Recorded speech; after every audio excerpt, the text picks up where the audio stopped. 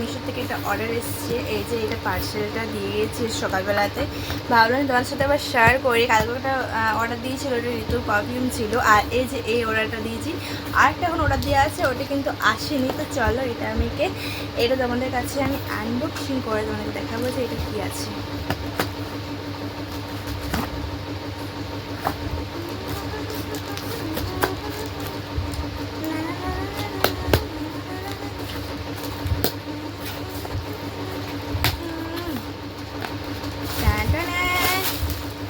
এই যে জুতো, সাইজে কীরকম আসে আবার সেটাই দেখবা, যে সাইজটা ঠিকঠাক ভাবে আসি কিনা।